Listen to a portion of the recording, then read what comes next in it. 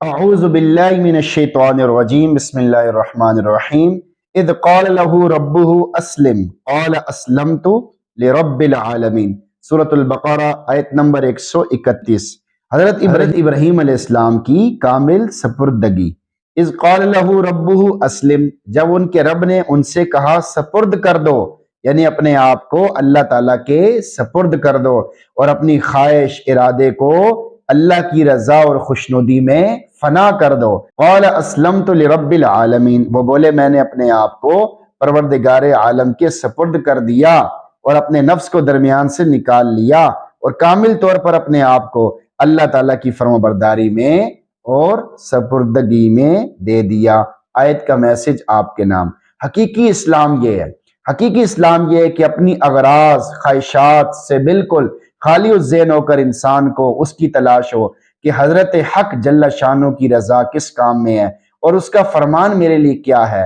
وہ ایک فرمانبردار غلام کی طرح گوش بر آواز رہے کہ کس طرف جانے کا اور کس کام کا حکم ہوتا ہے اور اس کام کو کس انداز سے کیا جائے جس سے وہ مقبول ہو اور میرا مالک راضی ہو جائے۔ اسی کا نام عبادت و بندگی ہے۔ اسی جذبہ اطاعت و محبت کا کمال انسان کی ترقی کا آخری مقام ہے، جس کو مقام عبدیت کہا جاتا ہے۔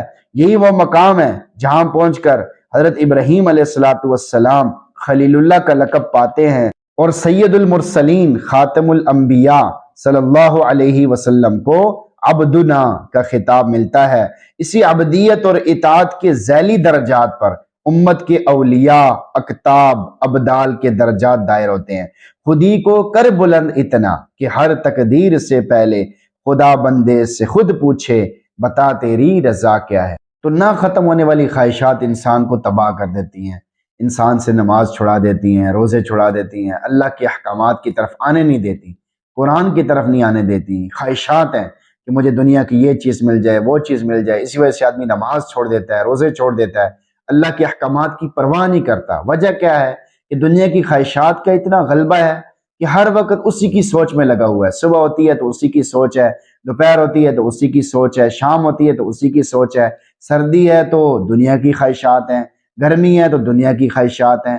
ہر وقت ہر حال میں آدمی دنیا کی خواہشات میں مگن رہتا ہے، تو پھر دین کی طرف آنے کا اس کو وقت ہی نہیں ملتا۔ تو اللہ تعالیٰ سے دعا ہے کہ اللہ تعالیٰ ہم سب کو حقیقی اسلام پر چلنے کی توفیق عطا فرمائے۔